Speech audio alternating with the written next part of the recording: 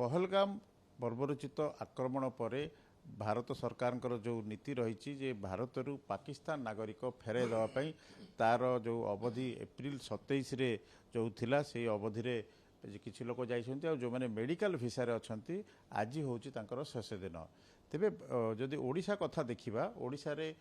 12 पाकिस्तानी नागरिक मध्यरु नगमा यूसुफ जणे मात्र पाकिस्तान फेरी कथा गतकाली डीजीपी कहते तेबे कौन रही यार आईनगत दिग आगु को कौन हम एम भाग्य एने अधिक आलोचना करने आम सहित अच्छा वरिष्ठ आईनजीवी मानस महापात्र मान सब कौन रगू को जो भाव में आम 12 जन रु 11 जन एबी भी अच्छा जड़े मात्र जाइंट जो भाव में आम देखुले बलांगीर जड़े जो महिला रही से बह कर 35 वर्ष धरी अच्छा से पाकिस्तान हिंदू ये बाहर कौन हम सर आगु को कौन देखो गवर्नमेंट ऑफ इंडिया गोटे सिचुएशन रे स्पर ऑफ ए मोमेंट गोटे डिसीजन नहीं गले किंतु टोटल जो मान को भिसा दिखाई जो मैंने सब सिटीजनशिप एप्लिकेशन देइछन्ति पेंडिंग अच्छी they are no more of Pakistani so ये सब सिचुएशन रे गुड़ाए टेक्निकल डिफिकल्टीज अच्छी तेणुक तुरंत ये जो पदक्षेप निगला 4 दिन भीतर छाड़ दियो एटा संभव नुह आ गोटे तृतीय जिनस हूँ द्वितीय जिनस है आप धरत गोटे मेडिकल ट्रिटमेंट गोटे लोक operation he cannot be released from a serious operation for 15 days 20 days 4 दिन हो गले कौन लोकटा नहीं जाई पारे एटा तो ह्यूमन राइट्स वायोलेशन हो इंटरनेशनल ह्यूमन राइट्स वायोलेशन हो तेणुक देयर आर सर्टेन केसेस जोटा कि धरत आपण अमेंडेड सिटीजनशिप एक्ट रे जोटा कहले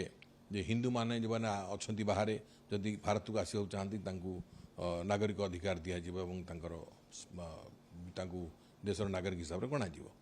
ए केस रे आईन है धरतु 3-4 वर्ष है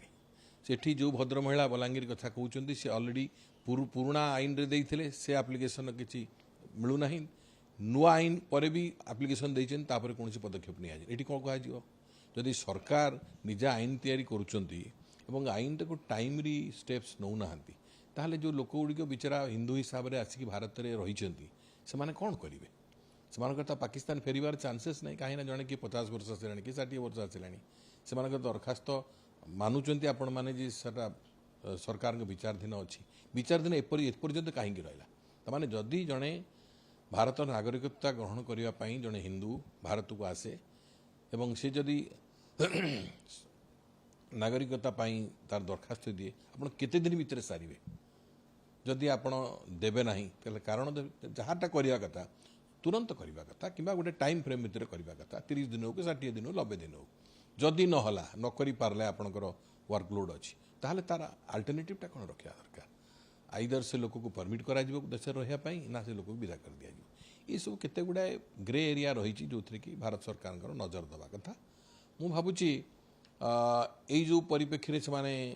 केते ये जो विभिन्न प्रकार टेक्निकल सिचुएसन गुड़ाक आसी बर्तमान सरकार नजर को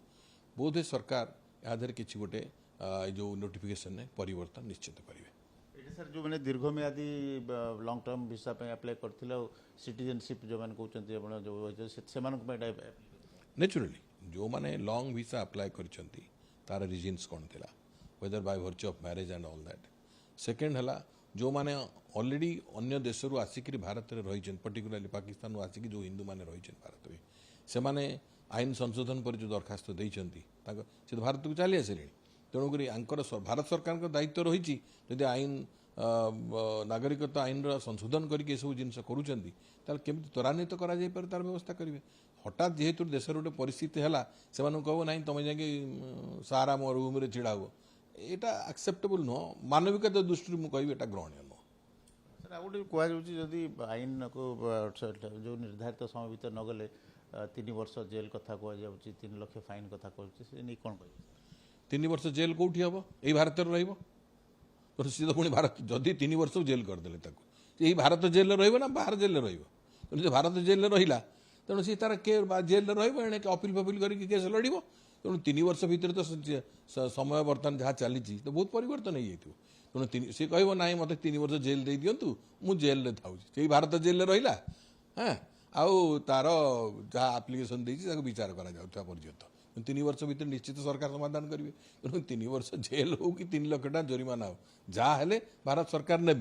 से कह धरतु पपर मु तो गोटे बाहर आसी ମୋ ପାଖରେ କିଛି ନାହିଁ ସାଧନ ମୁଁ ଆପଣଙ୍କର ନାଗରିକତା ଗ୍ରହଣ କରିବାକୁ ଯାଇଛି because of very logical reasons ସେଠି ଆପଣ ତାକୁ କିପରି କହିବେ ସେ ତ ସେଇ ଭାରତରେ ରହିବ ପୁଣି ଯଦି ବି ତାକୁ ଜେଲ୍ ଦିଅନ୍ତି ତାକୁ ପାକିସ୍ତାନ ଜେଲ୍ରେ ଦେବେନି ନା ତାକୁ ଆପଣ ଏଇ ଭାରତ ଜେଲ୍ରେ ରଖିବେ ତେଣୁକରି ଅଲ୍ଟିମେଟଲି ପର୍ପସ୍ କ'ଣ ହେଲା ହି ଅର୍ ସି ସେ ଚାହୁଁଛି ମୁଁ ଭାରତରେ ରହିବି ସେ ଜେଲ୍ରେ ରହୁ କି ଘରେ ରହୁ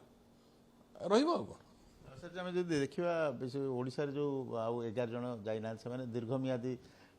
ଭିସାରେ ଅଛନ୍ତି ବା ଲଙ୍ଗ ଟର୍ମ ଭିସାରେ ଡିଜିପି ଯେଉଁ କାଲି କହୁଥିଲେ ଜଣେ ମାତ୍ର ଯାଇଛନ୍ତି ଆଉ ଆମେ ସମସ୍ତଙ୍କୁ ନୋଟିସ୍ କରିଛୁ ଆଉ ପରବର୍ତ୍ତୀ ପଦକ୍ଷେପକୁ ଅପେକ୍ଷା କରୁଛୁ କେନ୍ଦ୍ର ସରକାରଙ୍କର ତ କେନ୍ଦ୍ର ଗୃହ ବିଭାଗର କ'ଣ ରହିବ ପଦକ୍ଷେପ ତେଣୁ ସାର୍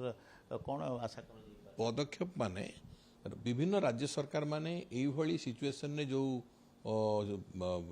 ଲୋକଙ୍କୁ ପାଉଛନ୍ତି ସେଠି କେନ୍ଦ୍ର ସରକାରଙ୍କୁ ଜଣେଇଥିବେ ଏ ଜାଗାରେ ଆମେ କ'ଣ କରିପାରିବା ଗୋଟେ ସବୁ ଜିନିଷଟା ମାନବିକତା ଦୃଷ୍ଟିକୋଣରୁ ଦେଖିବାକୁ ପଡ଼ିବ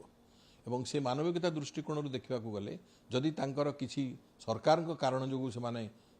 ଦରଖାସ୍ତର ବିଚାର କରାଯାଇ ନାହିଁ କିନ୍ତୁ ସେମାନେ ଦୀର୍ଘମିଆଦୀ ବହୁ ବର୍ଷ ହେଲା ରହିଗଲେଣି ବିଭିନ୍ନ ପରିବାର ବି ଗଠନ କରିସାରିଲେଣି ସେ କେସ୍ରେ ଭାରତ ସରକାର ନିଶ୍ଚିତ ଭାବରେ ୟା ଉପରେ ପୁନଃ ବିଚାର କରିବେ ନିଶ୍ଚିତ ସଂଶୋଧନମୂଳକ କୌଣସି ପଦକ୍ଷେପ ନେବେ ଓଷ୍ଟ କେସ୍ରେ ଯଦି ସେମାନଙ୍କୁ ଭାବନ୍ତି ନା ଏମାନେ ଆଇନ ଉଲ୍ଲଂଘନ କରିଛନ୍ତି 3 ବର୍ଷ ଜେଲ୍ ଦେବେ ଏଇ ଭାରତ ଜେଲ୍ରେ ରହିବେ ଅସୁବିଧା କିଛି ନାହିଁ ରହିପାରିବେ ଦେଖୁଥିଲେ ଯେଉଁଭଳି ଭାବରେ ଓଡ଼ିଶାରେ ରହିଥିବା 12 ପାକିସ୍ତାନୀଙ୍କ ମଧ୍ୟରୁ ଜଣେ ନଗମା ୟୁସୁଫ ଫେରିଯାଇଛନ୍ତି ପାକିସ୍ତାନ ଆଉ ଯେଉଁ 11 ଜଣ ରହିଛନ୍ତି ସେମାନଙ୍କର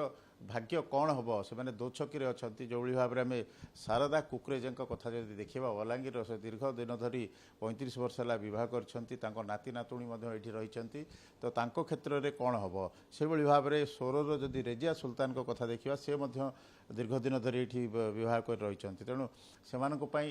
ଯେଉଁଭଳି ଭାବରେ ଡିଜିପି ମଧ୍ୟ କହୁଥିଲେ ପରବର୍ତ୍ତୀ ନିର୍ଦ୍ଦେଶକୁ ଅପେକ୍ଷା କରାଯାଇଛି ସେ ନେଇକରି ତାଙ୍କୁ ନୋଟିସ୍ ଦିଆଯାଇଛି ତେବେ କ'ଣ ହେବ ସେମାନଙ୍କ ଭାଗ୍ୟ ତା ଉପରେ ରହିଛି ସମସ୍ତଙ୍କ ନଜର ଭିଡ଼ିଓ ଜର୍ଣ୍ଣାଲିଷ୍ଟ ବିଘ୍ନେଶ୍ୱରଙ୍କ ସହ ପି ହେମନ୍ତ କୁମାର କଳିଙ୍ଗ ଟିଭି